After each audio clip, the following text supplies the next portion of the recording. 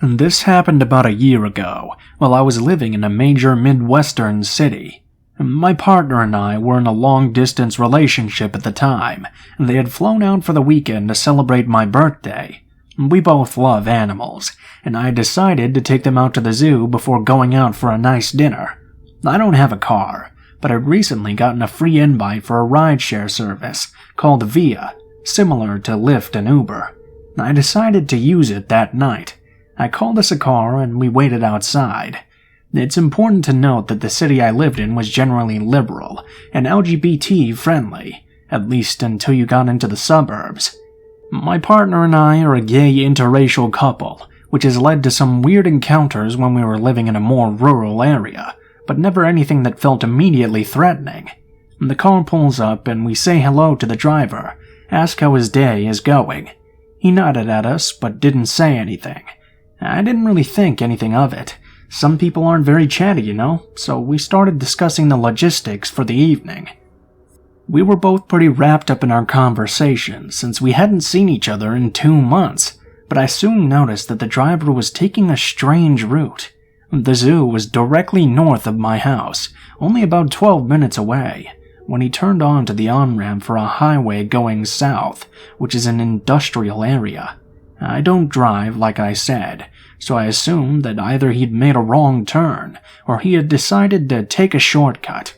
We continued chatting for a little over 5 minutes, and we were still on the freeway, heading in what was obviously the wrong direction. I checked the Via app to see if I had ordered a group ride. Maybe he was picking someone else up. That's when I noticed a stark difference between the map open on his dashboard and my phone application. The Via app clearly showed us far away from the planned route, while whatever map was open on his phone was directing him to another location far enough away that it wasn't even still visible on the screen. At this point, I felt a sinking feeling in my stomach, and I could tell my partner was on edge as well. They tried to get his attention, asking if he had gotten the location correct. He just muttered something under his breath and continued driving in silence. We were now 40 minutes away from the zoo and had no idea where we were heading. We asked him again where we were driving, and he just told us he didn't speak English. My partner's parents are from the same country, however, and they later told me it would be pretty obvious that he was pretending not to understand what we were saying. My phone was low on battery now. It had begun to snow, and we were well outside city limits, quickly approaching the edge of Via's service range. At this point, both of us began loudly telling him to turn around and to just drop us back off at the house. I pulled up the app on my phone. There was no service number, but I told him that I was contacting Via about the error right now. He immediately pulled onto our freeway exit. It was barren other than a strip mall with only a Verizon and a grocery store. He cut the engine, turned around, and in clear English, told us to get out of his car and that the ride was now over. I tried to see what navigating app he had open, but he immediately closed out the screen. Luckily, we were able to walk to the Verizon store, where we were able to charge our phones, and I found someone to pick us up. There were no ride services nearby. We were so far away that it took almost an hour for our friend to arrive. Once we got back, neither of us felt like going out anymore. I tried to report the incident to Via, but they said he had confirmed that he had dropped us off at the zoo through the app, which conflicted with my GPS tracking. All the rep did was apologize and give some credit for a future ride, which I didn't use, of course. I don't know where he was planning to take us, but my partner comes from a very conservative and religious country and believes something very bad could have happened.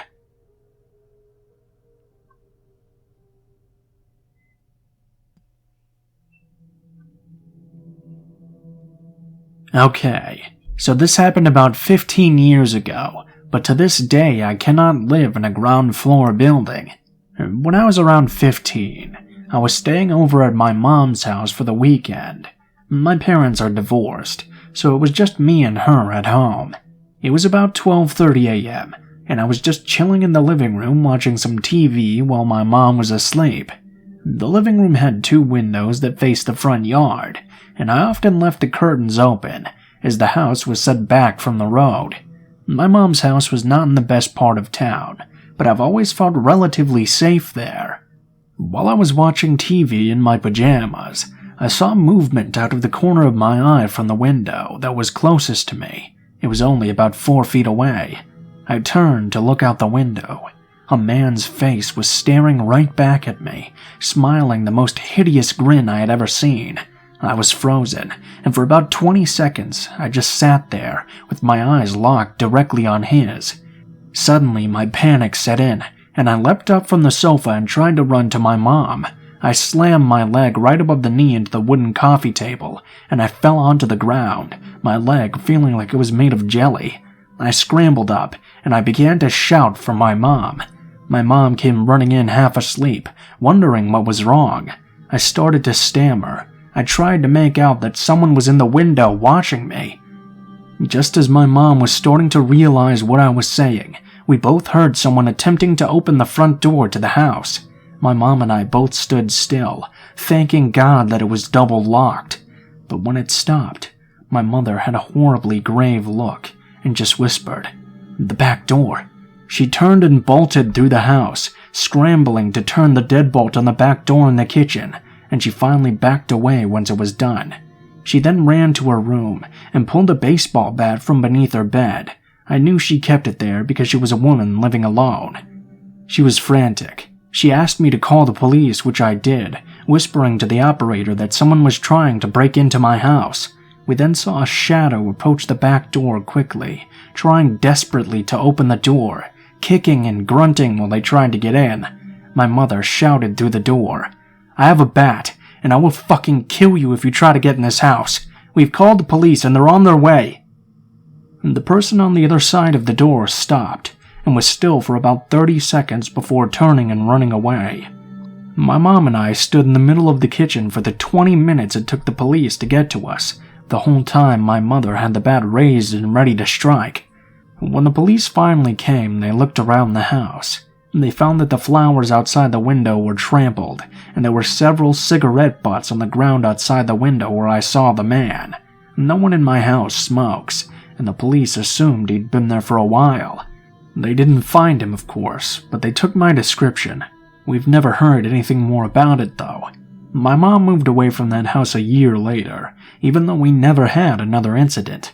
I now live in another country with my husband, who wonders why I have no desire to own a house and love living in high-rise apartments. I also pay for state-of-the-art home security, and I keep a baseball bat in my closet, just like Mom. I have no idea what would have happened if my mother had not realized the back door was unlocked and beaten the man to it, or if for some reason my mother wasn't there that night, as she worked late sometimes. I don't know if the man thought he could overpower 2 women alone, or if he was just trying to scare us.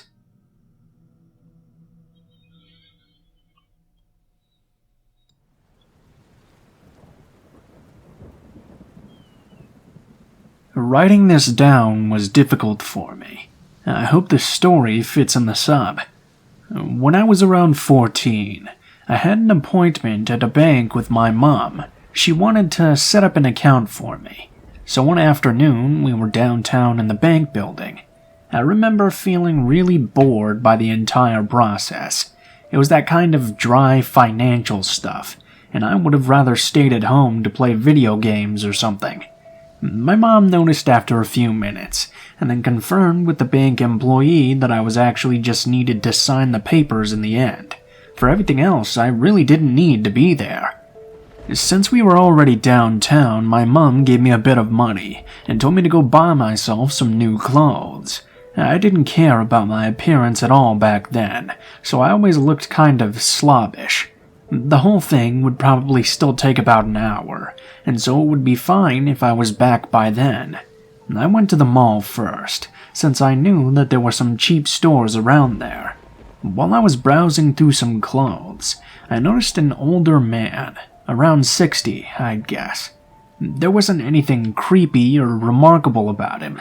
I just thought it was weird seeing someone that age in a store for predominantly young people. I then proceeded to see this guy a few more times in the mall. I shrugged it off at first, but after a while, I began to realize that he was actually following me. I even tried to test it out and made a little game out of it. It soon became clear that he would always go into or near the same stores that I entered. Now, I was a naive young boy. Besides from the fact that he was following me, there was nothing weird about this old man at all. I couldn't have even imagined his actual intentions. I just thought he was some bored old geezer who liked to play shop detective in his free time. Maybe he mistakenly thought I'd stolen something when I was in the first store. Yeah, I was pretty dumb back then. When I left the mall, the man still continued to follow me throughout the city. I wasn't scared at this point, but I was beginning to get slightly irritated. I chose to ignore him for the time being, and just tried to take care of the rest of my shopping. When I entered the next store, he didn't seem to follow me at first, but as I was choosing some clothes in the upper level, I noticed him again a few shelves away. I went into the changing room. God, how can someone be that dumb? To try out some of the stuff, and while I was doing that, I heard slow steps very close to the booth I was in. I knew that it was the man, and at this point I thought it was kind of creepy. Still, I didn't understand what was going on. He didn't linger there for too long, but he remained at the store which I left after deciding not to buy anything. At this point I'd had enough. After leaving the building, I immediately hid behind one of the pillars which led to the entrance. I saw him walk out of the store and look around for me, but he didn't notice me and went away. I thought at that point that I was rid of him. The problem was, the bank building where my mother waited was in the same direction that the man had just walked away. I decided it would probably be safer to wait for a bit, so I went into the McDonald's opposite of the clothing store and decided to get myself a burger. Then, while I was eating it outside of the McDonald's, the man actually came back. At this point, I'd had enough.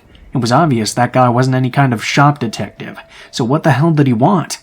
I was really annoyed at him for following me and creeping me out, but I was also kind of curious what his deal was. God, I'm so dumb. What I did next. Please never do this. I would not have done this had I known what he actually wanted. I lured him away. At the end of the street there was this nice breakfast place which closes in the afternoon, so at that time there weren't any people near the benches and chairs in front of the place. I walked over, and I sat down on one of the benches. I nervously played around with my MP3 player. I knew what I was doing was dangerous, but my curiosity just got the better of me, and as weird as it may sound, it was also kind of thrilling, to be honest. It didn't take much longer after that for the stalker to walk out of nowhere and sit down on the bench opposite of mine. He didn't introduce himself or ask for my name. He just started some small talk. He started telling me he was not from around here, but that I looked like I could show him around. This felt really weird to me, but I was kind of relieved as he didn't seem to come off as a bad guy. I told him politely I didn't have the time since I needed to go back to my mum soon. Suddenly, he asked if I had enough time to show him just one place, the park. I asked him which park he wanted to go to, but he just replied, "Any park will do." Something really started feeling off there. Luckily, there was one nearby, extremely easy to find. I started explaining the directions to him, but he interrupted me. He told me he wanted me to take him there personally. I almost agreed and started to lead the way, but as we started walking with neither of us saying anything, I slowly realized what was happening. I froze in place. He turned back around and stared at me, asking if I didn't want to go to the park with him after all. I panicked and screamed, "No!" This caused a lot of people to turn towards us. This was happening in a busy intersection after all. The man stood there dumbfounded and just said, "Bye." He left, while I immediately ran back to the bank building to tell my mum what had happened. She was still talking to the employee from before. She was present when I told my mom, but I was so shook that I didn't care. She got angry, of course, and told me that if anyone ever tried that again, that I should kick their ass. And that's really questionable advice to give to a child, but that's kinda how my mom shows support. There's a lot of stuff that I left out about the encounter, but I feel like this is all long enough already.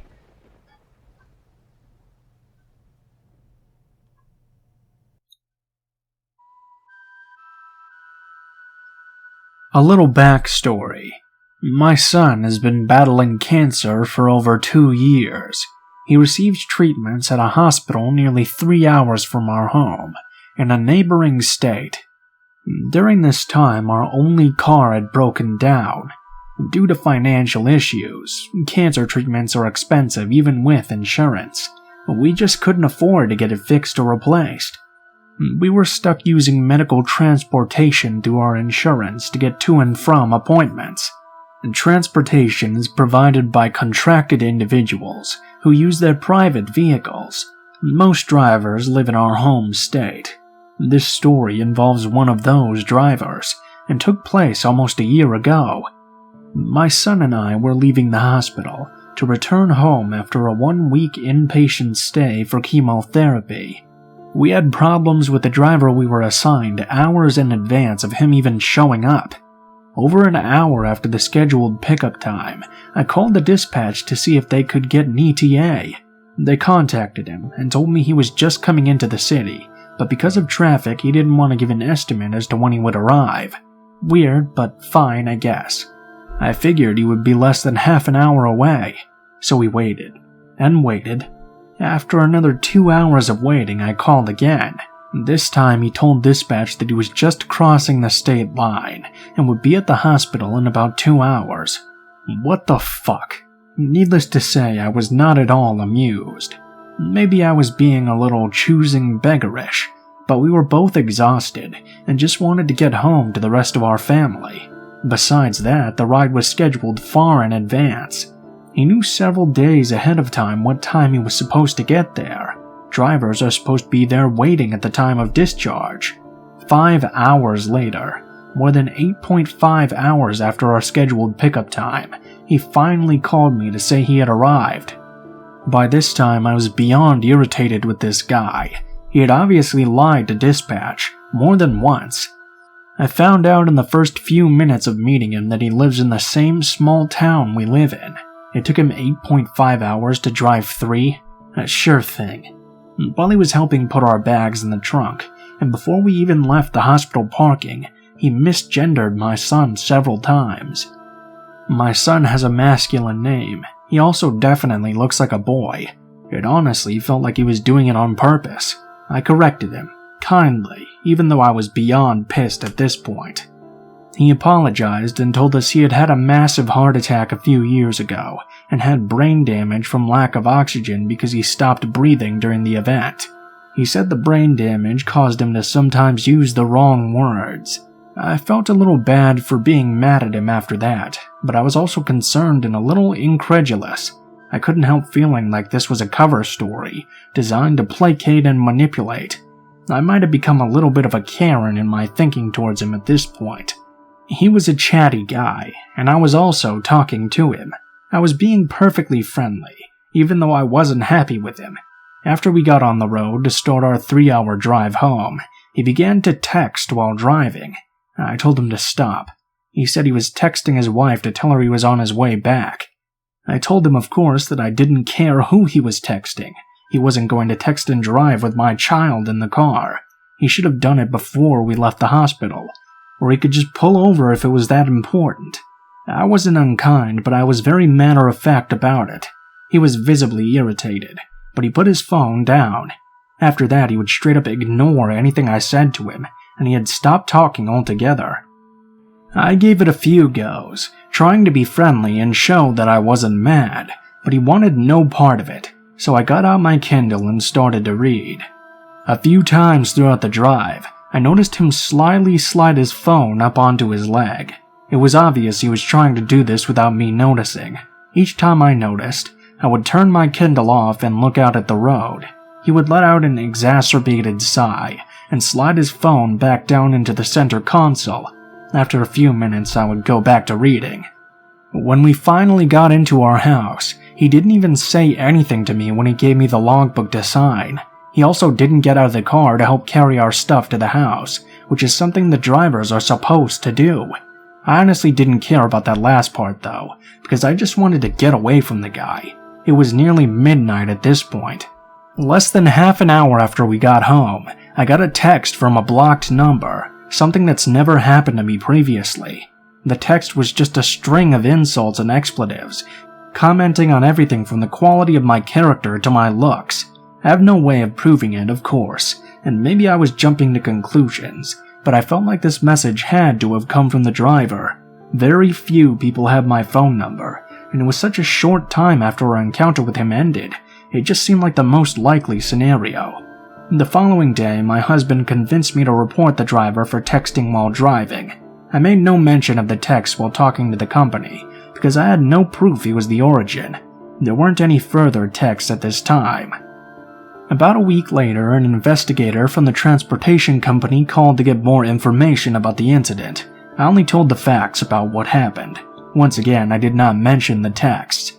The investigator told me the driver would be written up and sent in for additional training. The next day, I received another text from a blocked number. This one was full of more personal attacks and colorful language. I don't remember the details because this was nearly a year ago, but there were vague threats and a mention of messing with someone's livelihood too. That last part made me really think the messages were from him. Especially since the text came just a little over 24 hours after the investigator had called me. I figured he probably just received the reprimand and sent the text in response. Still, I had no proof it was him, and it was all just a theory on my part. Over the next several days, the text kept coming in, escalating in tone. I finally decided it might be time to report them to the police, when the next text left little doubt in my mind as to who was sending them. It made mention of the report I had made to the company. It also contained less vague threats in it, and mentioned that he still had my address in his GPS. I filed a police report. They investigated, but unfortunately the texts all came from an untraceable prepaid phone. I changed my number, and the text stopped. I also made an additional report to the transportation company, where I provided the texts and the police report to the investigator. It turns out the police had already been in contact with them, and the company had already let the driver go. We also moved shortly after the last text. Maybe it was silly to do so, but the guy did make some pretty serious threats, and he did know where we lived. I know most people are just full of hot air when they make those kinds of threats, but we weren't willing to take any chances. There are also some very scary people out there. Also, it might have proved to be warranted. Fast forward to the first week of May of this year. While watching the 6 o'clock news, we see a story about a local man who had an altercation with his brother that ended in the brother stabbing him 20 plus times. The man later died at the hospital, and the brother was wanted for murder. When they showed the name of the brother and his photo, I nearly fell out of my seat. It was that same driver. He was apprehended by police by the time the 11 o'clock news had aired.